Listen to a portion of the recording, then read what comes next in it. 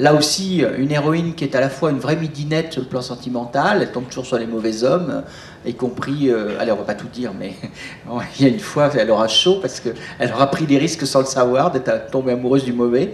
Votre héroïne, en même temps, c'est une tueuse, elle est là pour exécuter, pas des gens très sympathiques, donc on s'y attache quand même, c'est la petite habileté, la petite perversité. Petite exploration en dehors de la majorité de vos romans qui sont quand même de fantaisie. Peut-être, Sylvain Demierre, un petit extrait pour nous donner une autre facette de l'écriture de Charlotte Bousquet.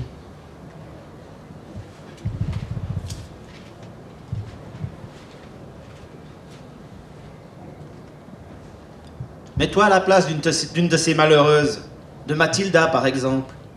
Un travail d'esclave, une chambre étriquée, partagée avec d'autres membres de sa famille, dans une cité dortoir insalubre. Un prince charmant made in Texas, avec son sourire digne d'une pub pour dentifrice et ses bons gros dollars en liasse. Il lui promet la lune, elle le croit. Elle couche, il retourne chez lui, passe à autre chose. Tu penses bien que dans sa tête, une Mexicaine, tu la baises, tu ne l'épouses pas. Mais voilà, Mathilda tombe enceinte. Alors elle lui écrit, alors elle espère, jusqu'au jour où elle doit se rendre à l'évidence. JR ne reviendra pas. L'enfant naîtra dans la misère, elle mourra peut-être en accouchant, question de sang, de bactéries et j'en passe. Elle finira peut-être, comme des dizaines d'autres, par faire la pute sur un trottoir de Juarez, dans le meilleur des cas. Parce que le pire peut aussi arriver.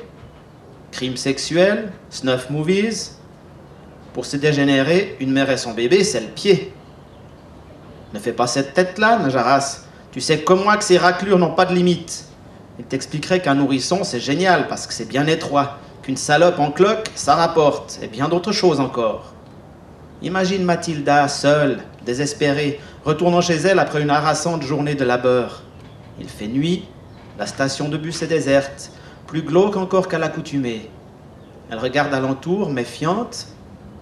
N'est-ce pas une forme humaine, là-bas, derrière les amas de roches? Elle serre les poings, essaye d'être forte, mais ne peut empêcher ses larmes de couler.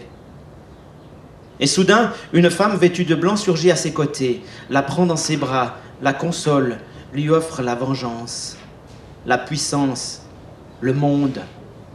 Mathilda accepte. Et l'enfant? Ce n'est qu'un faible prix à payer en échange de la liberté, tu ne crois pas?